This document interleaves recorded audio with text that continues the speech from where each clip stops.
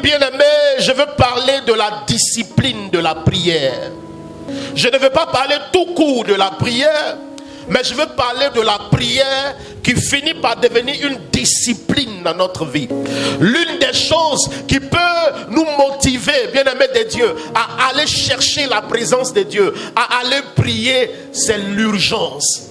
Mais ce dont je veux te parler ce matin, ce n'est pas de prier par urgence, mais je veux te parler de la discipline de la prière.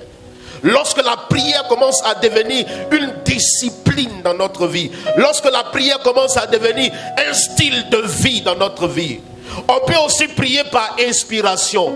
Il arrive des fois où tu es là, le Saint-Esprit descend sur toi et de façon mystérieuse, tu as envie de prier. Ça ne vous est jamais arrivé. Il arrive des fois, tu es là comme ça, et puis il y a un cantique qui monte dans ton cœur. Tu ne sais pas où est-ce que le cantique est quitté, mais le cantique monte soudainement dans ton cœur et tu commences à être rempli de la présence de Dieu et puis tu as envie de prier. Donc on peut prier, bien-aimé de Dieu, par inspiration. On peut prier par urgence, on peut prier par inspiration et on peut aussi être encouragé à prier lorsque nous sommes plusieurs à prier, comme c'est le cas ce matin. Mais je ne suis pas en train de parler de toutes ces choses. Je veux te parler de la discipline de la prière. La discipline implique la régularité. La discipline implique la persévérance, la fidélité. C'est atteindre le niveau où la prière devient une routine spirituelle. C'est atteindre le niveau où la prière devient une sorte d'habitude. Ou que lorsque je n'ai pas prié, je me sens mal à l'aise. La discipline de la prière, c'est lorsque la prière commence à devenir une routine spirituelle. De sorte que quand je n'ai pas prié, je ne me sens pas à l'aise. Quand je me lève les matins et que je n'ai pas dit bonjour au Saint-Esprit, je ne me sens pas à l'aise. Lorsque je mange, naturellement, je prie et je rends grâce à Dieu. Mais le soir, lorsque je reviens de mon activité, naturellement, je dis merci à Dieu. Et au-delà de ces prières qu'on peut appeler les prières principales, j'ai aussi des temps où je me retrouve avec mon Dieu. Bien-aimé de Dieu, je vais te parler ce matin, j'insiste là-dessus, la discipline de la prière. Celui qui ne prie pas, cher bien-aimé de Dieu, naturellement se prive d'un certain nombre de choses. La Bible dit dans Actes chapitre 10, le verset 31, et c'est Dieu qui parle à Corneille. Il dit: Corneille, ta prière a été exaucée et Dieu s'est souvenu de tes aumônes. Ça veut dire que la prière nous fait accéder à l'exaucement. Quelqu'un dit avec moi exaucement. Donc celui donc qui ne prie pas se prive d'être exaucé. Si tu n'aimes pas la prière, ça veut dire que tu n'aimes pas l'exaucement. En fait, prière et exaucement marchent ensemble. Quelqu'un n'a pas dit amen. En Luc chapitre 3, le verset 21, la Bible dit: Jésus fut aussi baptisé et pendant qu'il priait, le ciel s'ouvrit. La prière a l'avantage d'ouvrir le ciel. Quelqu'un dit amen. Et ma prière ce matin est que ton ciel soit ouvert. La prière a l'avantage d'ouvrir le ciel. Et l'état du ciel sous lequel tu fonctionnes dépend de la qualité de ta vie de prière. En réalité, ce que tu vis, ce que tu touches, ce que tu expérimentes, ce que tu vis au quotidien dépend de la qualité de ta vie de prière. C'est pourquoi, bien-aimé, je vais insister ce matin. Ma prière est que le Seigneur t'accorde une vie de prière, mais une vie de prière qualitative. Alléluia. La prière est la fondation de ta vie. Donc celui qui ne prie pas, en d'autres termes, il est en train de dire à Dieu: Seigneur, ne m'exauce pas. Plusieurs religions ont une discipline dans les prières qu'elles adressent à leur Dieu. Par exemple, chez les musulmans, on note 5 prières canoniques. Amen. Il y a 5 prières obligatoires chez les musulmans. Les juifs prient 3 fois par jour. Mais toi qui es un enfant de Dieu, qui détient la vérité, qui a la connaissance du vrai Dieu, tu pries combien de fois par jour? Tu ne saurais même pas me le dire. Il y en a quand on leur demande, oui je prie, mais tu pries combien de fois par jour? Maintenant, comment discipliner sa vie de prière? Une personne disciplinée dans sa vie de prière est une personne qui arrive à se défaire de certaines choses pour aller vaquer à la prière. Jésus, dans le texte que nous avons lu, il dit à ses disciples, et c'est intentionnellement qu'il le dit, il dit à ses disciples, dévancez-moi, allez, pendant que je renvoie la foule. En fait, c'est un prétexte pour aller prier, parce que plus tard on va le comprendre.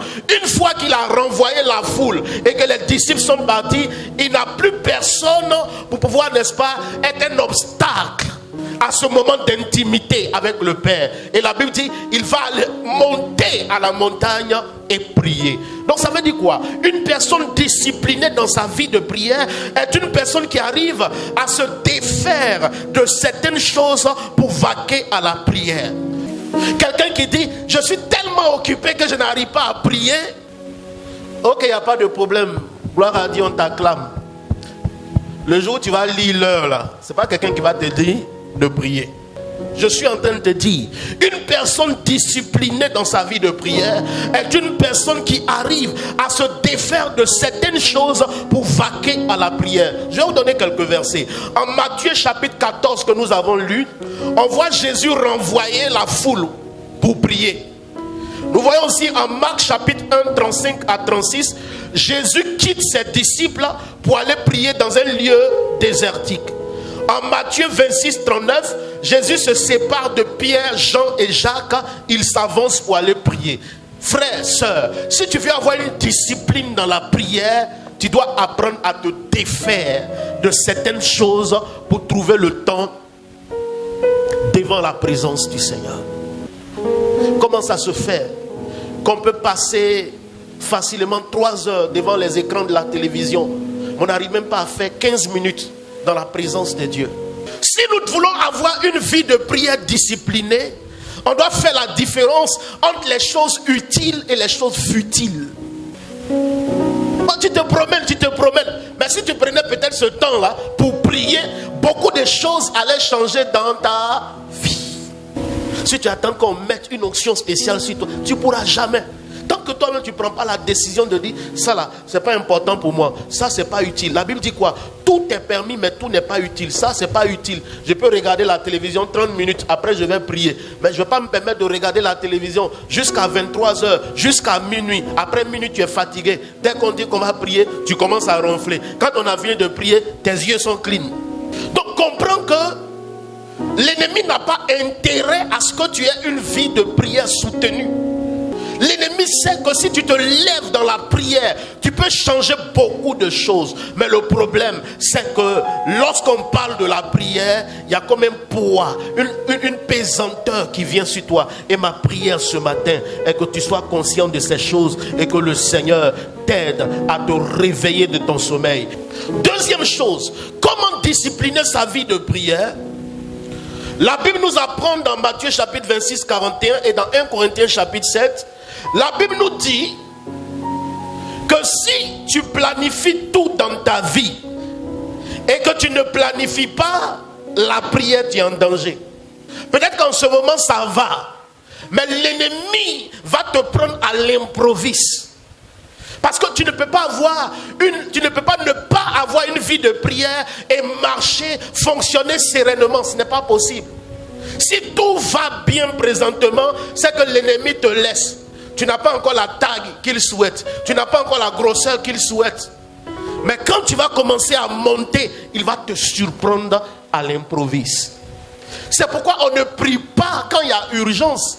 On prie parce qu'on a décidé d'asseoir une discipline de prière. Je prie quand ça va, je prie quand ça ne va pas. J'assois une certaine discipline dans la prière. Quelqu'un dit amen. Frères, sœurs, il faut la prier en toutes choses.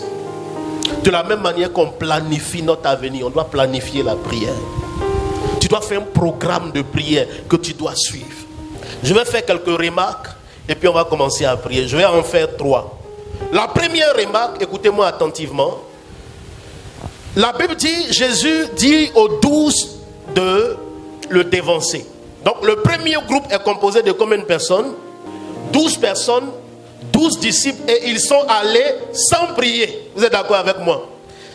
Et quand ils sont allés sans prier, ils ont rencontré une violente tempête qui a commencé à rendre la navigation impossible et qui a même commencé à menacer leur vie. Mais Jésus était seul.